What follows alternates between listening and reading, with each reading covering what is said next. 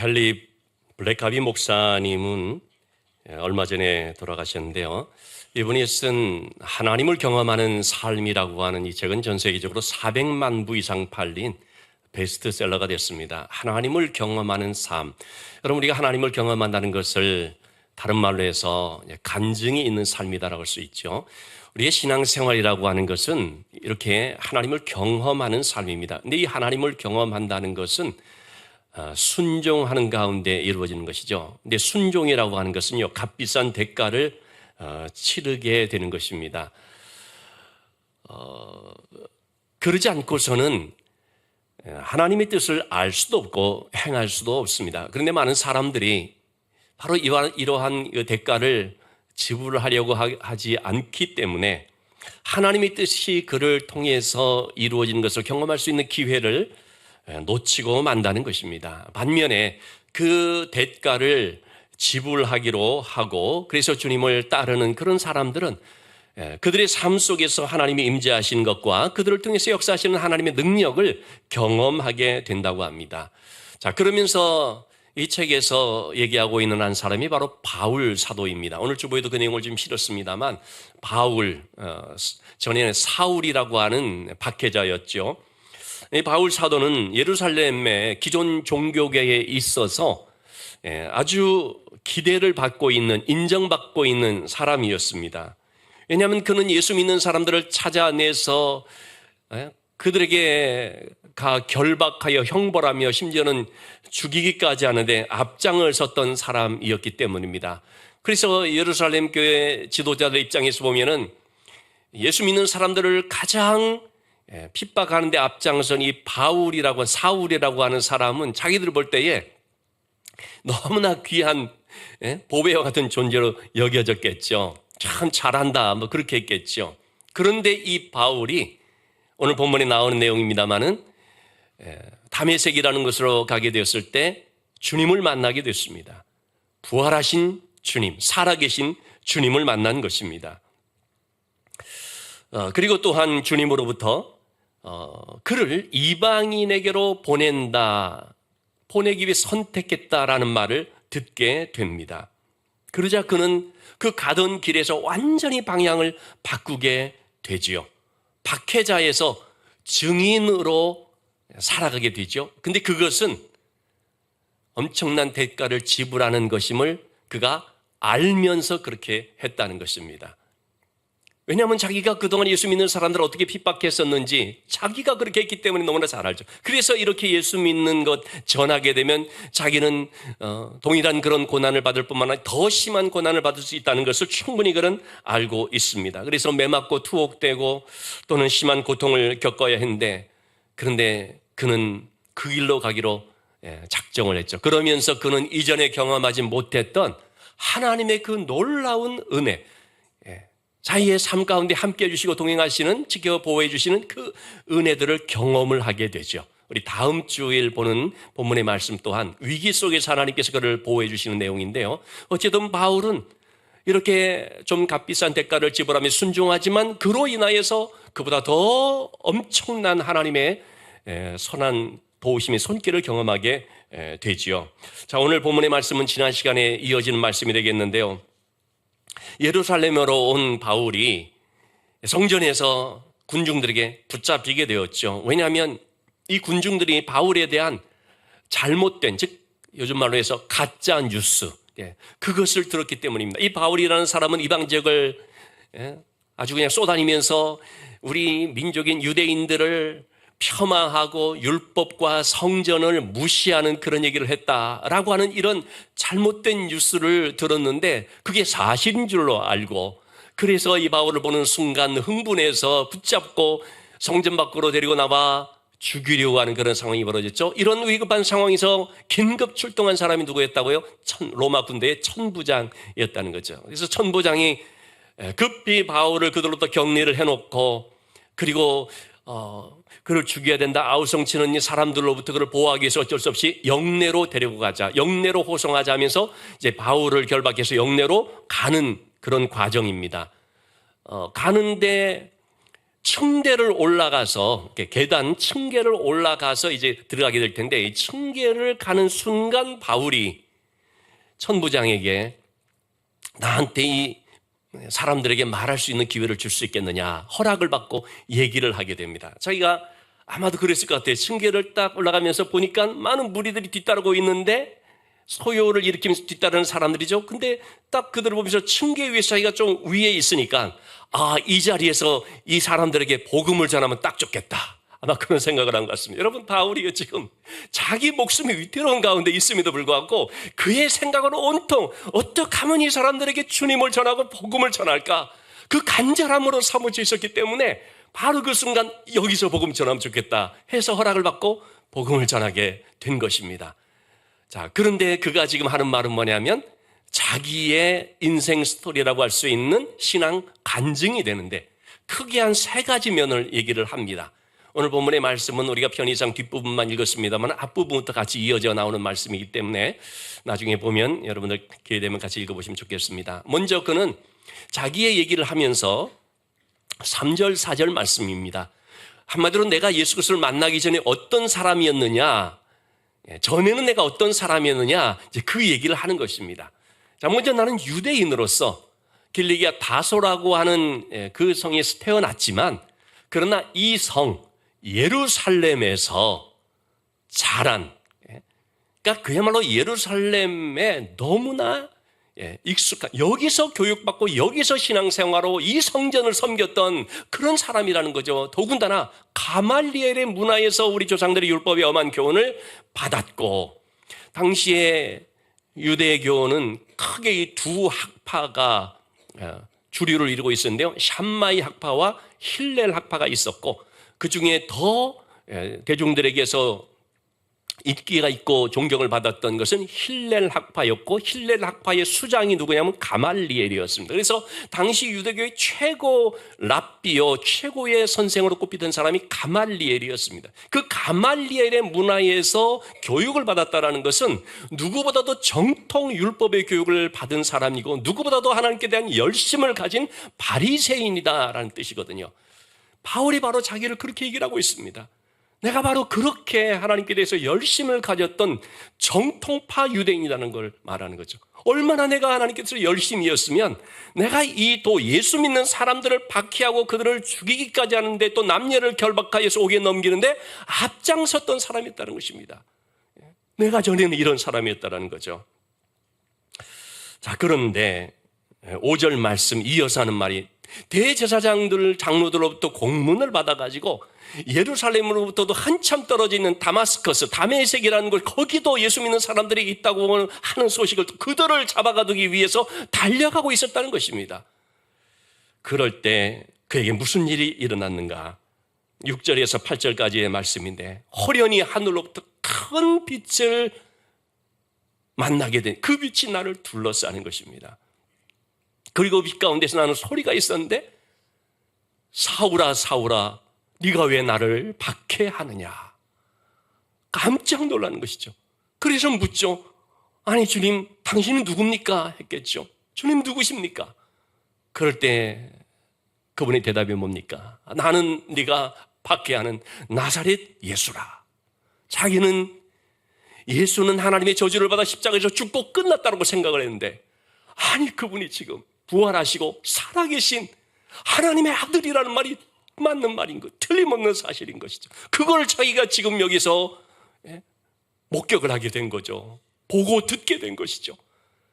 그러면서 또 한 가지, 내가 교회를 지금 예수 믿는 사람들을 박해하고 있는 이것이 예수님 그분을 박해하는 것이라고는 사실을 알게 된 것입니다. 자신의 그 무지한 열심으로 인하여서 나는 결국 하나님을 대적한 자가 되었구나 하는 사실을 깨닫게 되었겠죠. 자, 그 순간 10절 말씀입니다. 그는 묻습니다. 내가 무엇을 하리까? 여러분, 우리는요 예수 그리스도의 만남이 있어야 되고요, 그 다음에 이 물음이 있어야 됩니다. 그러면 이제 나는 어떻게 살면 되겠습니까? 그리스도를 만난 사람들에게는 반드시 새로운 삶, 새로운 사명이 있습니다. 해야 될 일이 있습니다.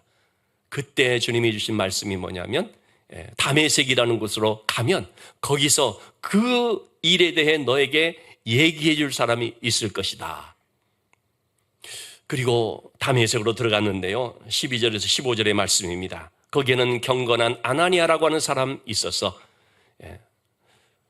그가 사울에게 와서 말하는 것이 형제 사울아 하면서 하나님이 너를 택하여서 너로 하여금 하나님의 뜻을 알게 하시고 그 의인, 부활하신 예수 그리스도시죠. 구세주 예수 그리스도를 보게 하시고 그분을 통해서 나오는 음성을 듣게 하셨으니 네가 그를 위하여 모든 사람 앞에서 네가 보고 들은 것의 증인이 될 것이다. 아나니아라는 사람이 입을 통해서 바울에게 전해진 앞으로 해야 될 일 뭐라는 겁니까?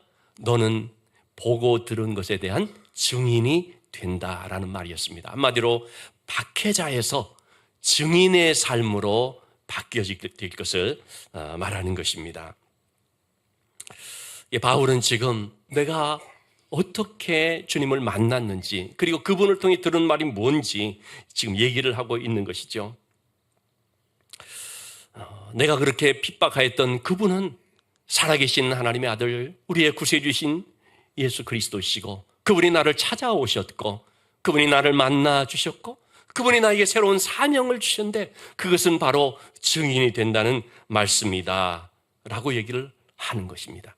그리고 나서 바울이 세 번째로 얘기하는 것이 뭐냐면 그런데 증인으로서 사는데 하필이면 왜 이방인에게 가서 증인으로서 복음을 전하는 것인가?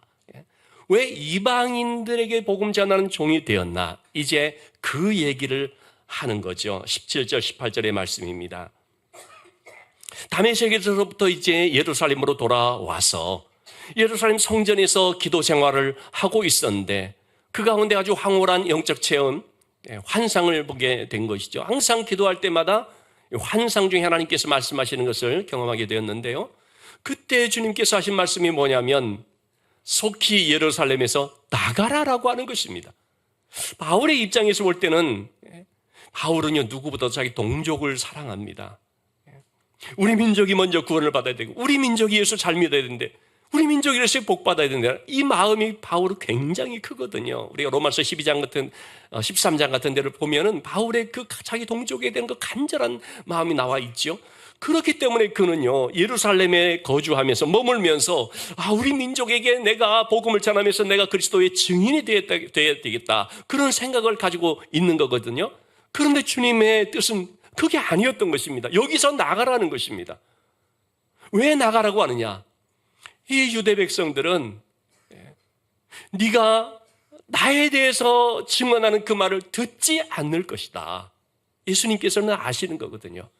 그 백성들의 마음이 얼마나 완고하고 강팍한지 바울이 전하는 예수 그리스도에 대한 그 말씀을 전혀 귀담아 듣지 않을 뿐만 아니라 오히려 배척하게 될 것이라는 사실을 너무나 잘 알고 있는 것입니다. 그래서 19절에서 21절의 말씀에 바울 사도가 이제 바울이 주님께 항변하듯이 얘기를 하는 거죠. 아니 주님, 내가 여기 있는 이 모든 유대인들이 다 알다시피 이전에 예수 믿는 사람들을 잡아가두고 회당에서 때리고 그리고 대표적으로 복음을 전하면서 순교했던 그 스데반의 그 죽음에 대해서 찬성표를 던지고 그리고 그 스데반을 죽이는 자들의 옷을 맡아서 증인이 되어주고 아니 그렇게 했던 사실을 이 모든 사람들이 다 알고 있습니다. 그런 내가 변화되어서 이 복음을 전하면 듣지 않겠습니까? 아니 저렇게 박해하던 자가 아니 어떻게 놀랍게 변화가 돼서 자기가 밖에 있던 예수를 전하고 자기가 밖에 있던 그 복음을 전한다라고 할 때 사람들이 보면서 야, 그 사람 말을 들어보자 이렇게 하나님께 영광을 돌리지 않겠느냐라고 하는 말이죠. 그런데 주님의 말씀은 그게 아니었죠. 안 듣는다는 것입니다. 그래서 떠나가라. 그리고 나는 너를 이방인에게로 보낸다. 영적으로 하나님과 멀리 떨어져 있는 이방인. 여러분 하나님과 멀리 떨어져 있는 그 사람들이 이방인이고 그곳이 땅 끝입니다. 하나님께서 바로 너를 이방인에게로 보낸다 라고 말씀을 한 것입니다.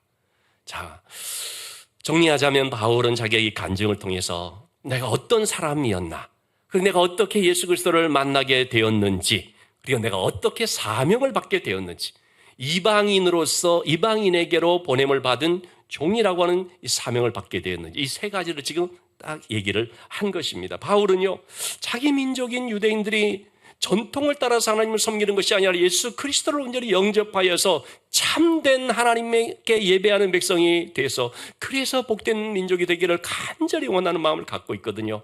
그런데 주님의 말씀은 뜻밖인 것이죠. 자기 생각과 다른 것이죠. 그 백성들은 안 듣는다는 것입니다. 그 백성들이 그 불순종을 너무나 잘 알기 때문에 그래서 내가 너를 이방인에게로 보낸다라고 하는 그런 말씀이었던 것입니다. 자, 바울이 여기까지 얘기를 했습니다. 그래서 내가 지금 이방 땅으로 가서 복음을 전하는 가운데 있다라고 하는 얘기를 하게 되었을 때 이 말을 들은 그 무리들의 반응이 어떠했을까요? 22절, 23절의 말씀입니다. 이 말하는 것까지 그들이 듣다가 소리질러 이르되 이러한 자는 세상에서 없애버리자. 이러한 자는 살려둘 자가 아니다. 그러면서 떠들며 옷을 벗어던지며 티끌을 공중에 날리며 난리를 치는 거죠. 분을 이기지 못해 그냥 소동을 일으키는 것이죠. 바울의 어떤 말에 그들이 민감하게 반응한 것입니까? 유대인들이 바울이 전하는 말을 듣지 않을 것이기 때문에 너는 예루살렘을 떠나 이방인으로 가라고 주님이 말씀하셨다. 그 말에 이 난리를 피는 것입니다. 그럼 여러분, 왜 이 사람들은 이렇게 지금 난리를 피고 있는 것이겠습니까? 그들은 하나님께서 자기들만 선택했고 자기들만 사랑하시고 자기들의 하나님이다라고 하는 이 선민 사상, 특권 의식을 가지고 있었기 때문입니다. 그런데 여러분, 구약의 성경을 보시면 계속 이 소리가 발견하게 되는 것이지만 하나님은요, 이스라엘만을 선택하시고 그들만을 하나님 백성 삼은 것 절대 아닙니다. 하나님이 그들을 먼저 택한 것뿐인 거죠.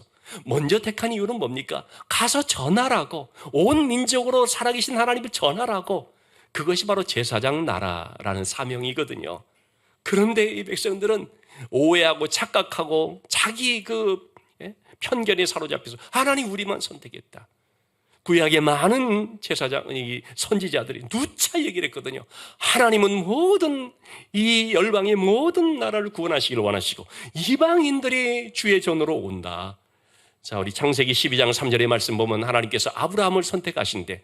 이스라엘 백성들의 믿음의 조상이라고 하는 이 아브라함을 선택할 때 하나님 주신 말씀이 뭡니까? 땅의 모든 족속이 너로 말미암아 복을 받을 것이다라는 말씀이죠. 분명하게 말하죠. 너의 집안, 너의 가문, 너의 족속들만 구원받는 것이 아니고 땅의 모든 족속이 너로 말미암아 복을 얻게 될 것이다. 여기서 말하는 이 복이라고 하는 것은 구원의 축복을 말하는 거죠. 모든 족속들에게 다 구원의 은혜가 임하게 된다는 것입니다.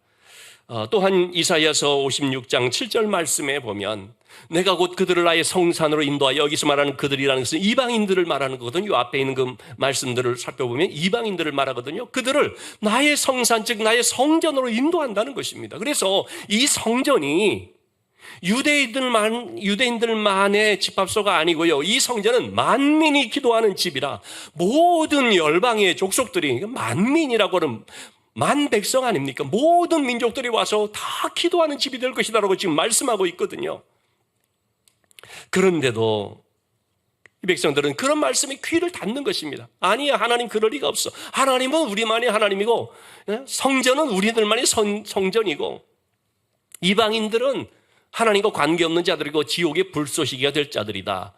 그런 운명으로 태어났다. 그런 편협한 사고에 빠져 있어서 하나님의 말씀을 듣지 않고 자기들이 잘못된 종교적인 확신을 갖고 하나님의 말씀을 배척하고 또 이방인 전도하는 바울을 이렇게 붙잡아 죽이려고 하는 가운데 있는 거죠. 여러분, 우리도요, 성경의 말씀이 아니라 내가 생각한 하나님을 붙잡고 하나님이 이럴 거야 라는 그런 신앙으로 나가게 되면 이런 오류를 범할 수가 있습니다.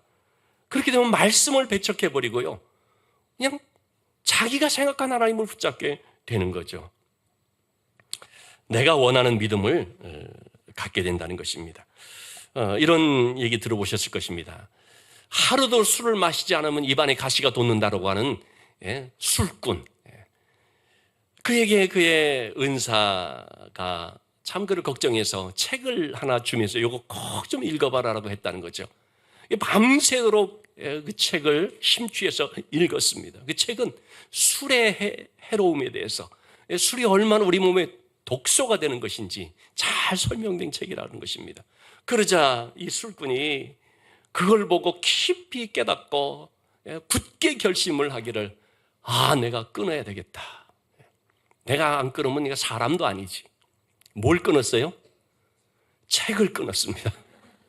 술을 끊으라고 했더니만은 술에 대해 잘못된 것을 말하고 있는 이 책을 끊어서, 이런 거 보면 정신건강이 안 좋아, 이런 식의 그래서 다시 술독에 빠지자 그 은사가 그 얘기를 듣고 다시 찾아와서 간절하게 또 다른 책을 주면서 이것 꼭 한번 또 읽어보라. 그보다 더 이제 임팩트 있게 쓴 그런 술에 관한 책이겠죠. 그걸 또 읽고서 또 결심을 했죠. 내가 이 사람 절대 안 만난다. 여러분, 우리가 나에게 대해서 때로는 참 내 마음에 정말 심령을 찌르는 그런 말씀이지만, 그런데 생명의 그 말씀, 그거를 듣고 내 삶을 고칠 수 있도록 해야 되는데, 삶을 고치는 게 아니라 책을 버려버리는 이런 우리를 범할 수 있다는 거죠. 예레미야 36장 23절에서 25절까지 말씀을 보면, 예레미야 선지자가 당시에 여호야김 왕에 대해서 이러면 안 된다라고 하는 그런 내용들을 이렇게 써서 보내게 되죠. 하나님의 말씀이 기록된 두루마리 성경이라고 볼 수가 있는 것이죠. 그것을 이제 대독을 하는 여후디라는 사람이 이것을 낭독을 하는데, 그럴 때마다 이 왕이 어떻게 한다고요? 칼로 그것을 베어서 불에 던져 태워버리는 것입니다. 이 두루마리 성경책, 이걸 다 태워버리는 거죠. 마음을 찢듯이 옷을 찢고 하나님 앞에 엎드려서 참여하며, 내가 잘못 살았다, 우리가 지금 잘못된 길로 가고 있구나 깨닫고 하나님께로 돌아올 수 있어야 되는데, 그런 게 아니라 전혀 귀담아 듣지 않을 뿐만 아니라 책을 없애버리라고, 성경책을 없애버리라고, 하나님 말씀 전하는 저 예레미야 선지자 같은 사람 옥에 가둬서 말하지 못하게 하라고, 이런 식이 돼버리더라는 것입니다. 우리는 자기 입맛에 맞는 것만 취사 선택하면서 말씀을 듣게 되면요, 마치 해로운 술은 버리지 않고 유익한 책을 버려버리는 그런 어리석은 자와 같이 될 수 있다는 것을 알아야 됩니다. 자, 군중들이 다시 한번 또 소요를 일으키게 되자 천부장이 이제 어떻게 합니까? 24절에서 26절의 말씀인데요, 바울이 지금 뭔가 단단히 잘못한 게 있나 보다라고 생각을 했는지 구체적으로 한번 그를 취조해서 신문에서 알아봐야 되겠다 하게 된 거죠. 그래서 가죽줄로 바울을 딱 묶으려고 했는데, 바울이 말하죠. 너희가 어찌하여서 로마 시민된 자를 재판도 하지 않고 죄도 알아보지 않고 이렇게 채찍질할 수 있느냐. 로마 시민이라는 말을 하는 것입니다. 깜짝 놀라는 거죠. 로마 시민은 특권이 있었거든요. 함부로 다루지를 못하거든요. 죄가 있어도 조심스럽게 할 판인데, 지금 죄도 없는 사람한테 이렇게 했으니 이건 정말 두려운 일이죠. 자, 백부장의 얘기를 듣고 깜짝 놀라서 두려운 마음으로 얘기를 합니다. 28절, 29절 말씀, 천부장에 가서 얘기를 하지요. 그러자 천부장이 묻습니다. 아니, 네가 로마 시민이냐? 나는 돈을 많이 들여가지고 시민권을 산 사람인데 너는 어떻게 얻었느냐? 바울이 말하죠. 난 나면서부터다. 바울의 집안이 유력한 집안이었다는 걸 뜻하는 거죠. 그러자 이제 그 얘기를 들으면서 바울에 대해 결박했던 것도 풀어주고 두려운 마음을 갖게 되는데요. 자, 문제는 여기서, 여러분, 바울 사도는 그동안에 우리가 쭉 살펴봤지만 어떤 고난이 오면은 그냥 그것을 다 받지 않습니까? 핑계대거나 빠져나가려고 하지 않고 그것을 그리스도의 남은 고난을 자기가 받듯이 다 받습니다. 심지어는 빌립보라고 하는 곳에서도 매를 맞고 감옥에 갇히고 고초를 다 겪은 다음에 나중에야 내가 로마 시민권자다 얘기를 해가지고 그냥 그곳에 있는 관리들이 발칵 뒤집혔죠. 아니 진작에 그런 얘기를 해주셨어야지. 바울은 복음을 전하기 위해서라면 고난을 기꺼이 자초했고 로마 시민권이라는 것을 이것을 자기의 어떤 편리, 자기의 이익의 방도로 사용하기를 삼가했던 것이죠. 그런데 지금 이 자리에서는 왜 이 로마 시민권 얘기를 합니까? 지금은 고난이 두려워져서 이것을 피하기 위해서입니까? 그렇지가 않습니다. 고난의 문제 때문이 아니었습니다. 로마로 가서 복음을 전하기 위한 목적 때문인 것이죠. 로마 시민권이라는 것을 비로소 밝히게 되었을 때 결국 로마 황제인 가이사에게 항소할 수 있게 되었고요. 그리고 법의 보호를 받으면서 이제 그 백부장의 인도하에 로마로 가서 거기서 복음을 전할 수 있게 되지요. 복음 전하기 위해서 이렇게 했다는 것입니다. 자, 말씀을 마무리하면서요. 서두에서 말씀을 드린 것처럼 하나님을 경험한다는 것은 우리가 간증, 하나님의 은혜를 체험하는 것임을 말씀을 드렸습니다. 여러분, 주님은 우리가 맹숭맹숭한 신앙생활이 아니고 간증이 있는 신앙, 간증이 있는 삶이 되기를 원하십니다. 간증이라고 하는 것은 내가 삶 속에서 주님을 만난 바로 그런 것을 말하는 것이죠.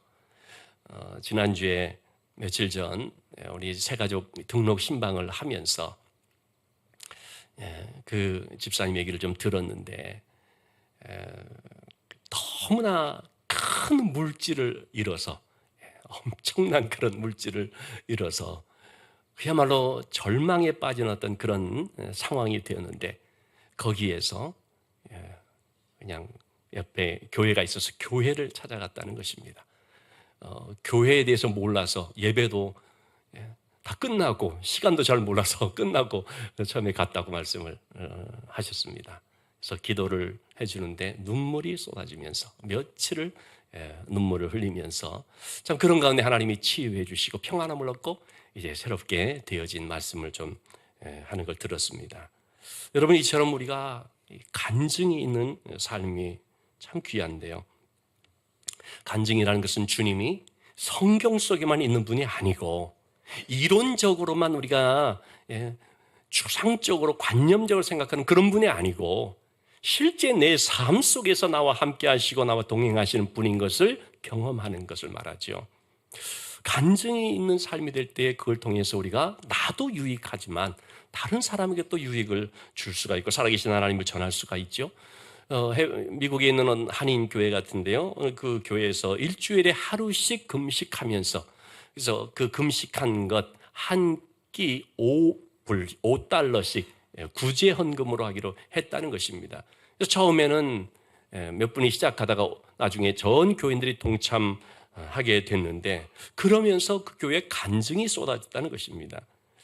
한 번은 딸과 함께 살던 한 여성이 불면증으로 잠을 못 이루면서 늘 피곤하고 취직도 안 되고 그래서 우울증으로 방황하는 가운데 있다가 그 교회 예배에 참석을 하게 됐는데 놀랍게도 그 후부터 잠을 자게 됐다는 것입니다. 한 이틀간을 계속 자면서 불면증이 치유가 되었고 그 후에 또 취직도 하게 돼서 얼마나 기쁜지 만나는 사람마다 그 교회로 인도를 했다라는 것입니다. 제가 이거를 이제 수요 예배 때 말씀드렸는데 그러면서 우리도 한번 그렇게 이렇게 한 끼 헌금 뭐 5달러 그러면 한 5,000원 혹은 10,000원 그렇게 해보자 해서 만든 것이 이삭 헌금입니다. 그래서 지금 우리가 이삭 헌금을 가지고 그 정말 교회 안 다니는 그런 분들을 비롯하여서 어렵고 또 생활이 어렵고 병원비가 없고 그런 분들을 계속해서 우리가 돕고 있습니다만 참 우리가 그렇게 한 이유가 뭐냐면 간증이 있는 삶을 위해서 그런 것이죠. 자, 여러분, 우리의 신앙은 주님을 경험하는 삶이라고 말씀을 드렸는데 그것은 대가를 지불하는 순종을 통해서 된다고 했습니다. 여러분, 성경을 우리가 많이 알고 있다는 것이 꼭 주님을 만나는 것을 뜻하는 건 아닙니다. 여러분, 많이 안다는 것이 삶을 변화시킵니까? 그렇지가 않습니다. 괜히 머리만 커지고요, 눈만 높아지고 남한테 좀 자기가 아는 지식을 가지고서 좀 비판하고 그렇기도 쉽지요. 아는 것이 중요한 것이 아니라 구체적으로 주님을 삶 속에서 만나야 된다는 것이죠. 우리가 그렇지 못하면 신앙과 삶이 따로가 되는 그냥 종교 생활에 불과할 수가 있습니다. 그런 점에서 말씀을 순종한다는 것이 너무나 귀하다는 것입니다. 서두에 말씀드린 헨리 블랙가비 목사님, 이분이 참 자기의 생애에 있어서 정말 잊을 수 없는 한 사건을 이제 소개를 하는데요. 3살 난 애, 우리로 치면 한 4살 난 그런 애일 것 같습니다. 이 3살 난 애를 둔 부부가 있어서 한 번씩 그 집에 방문한 적이 있다고 합니다. 근데 그때마다 보면은 부모가 이 애한테 이리 온 하고 얘기를 하면, 그러면 애가 순종해서 달려고 해야 되는데 얘는 늘상 반대로 이리 온 하면 막 달아나면서 반대편으로 막 가고 늘 그렇게 하더라는 거죠. 이 불순종의 모습을 봤습니다. 그러면은 부모나 또는 할머니, 할아버지가 그러면 안 된다, 타이르고 좀 고쳐주고 해야 되는데 어떻게 하는 것입니까? 참 웃으면서 허허, 애가 참 귀엽죠? 그렇게 해서 그냥 항상 그렇게 지나가더라는 거죠. 어느 날 이 애가 마당에서 놀다가 대문이 열려져 있는 틈으로 밖으로 나가게 됐는데 차량 2대가 주차된 사이에서 뛰어놀았다는 것입니다. 근데 지나가는 차들이 있잖아요. 조그마한 애니까 차 사이에 있으면 지나가는 차들이 그걸 보지를 못하지 않습니까? 그 엄마가 문이 열려지고 애가 밖에 그렇게 있는 걸 보고 또 그 애가 노는 쪽으로 차가 막 달려오는 것을 알게 됐는데, 그러자 다시 또 그러니까 얘기했죠. 야, 이리 온. 이리 온 하니까 얘는 또 늘 그랬듯이 반대 방향으로 웃으면서 그냥 달려가는데 오고 있던 차와 마주쳐서 그만 죽고 만 것이죠. 헨리 블랙가비 목사님이 정말 처음 집례한 장례식이 이 아이의 장례식이었다라고 말을 하면서 그 불순종할 때에 귀엽죠? 그렇게 할 게 아니라 좀 가르쳤어야 했는데 그랬다면 얘는 살았을 것이다 하는 거죠. 여러분, 말씀을 가볍게 여기지 말아야 됩니다. 듣고도 웃어 넘기면서 목사님, 어떻게 그렇게 살아요? 그렇게 하지 말아야 됩니다. 순종의 훈련을 귀찮아하지 말아야 됩니다. 조금 성가셔도, 조금 힘들 때도 있어도 순종하는 법을 배우면서 순종의 삶을 힘쓰게 될 때, 여러분 거기에 뭐가 있다고요? 하나님의 은혜가 임하게 되고 살아계신 주님과 동행하는 경험을 할 수가 있게 된다는 것입니다. 여러분, 한 주의 삶도 우리가 하나님의 말씀을 아는 것에 머무는 것이 아니라 그 말씀을 내 삶 속에 살기 위해서 힘쓰는 가운데 나와 함께 하시는 하나님의 은혜를 경험하는 삶이 될 수 있기를 주님의 이름으로 축원합니다.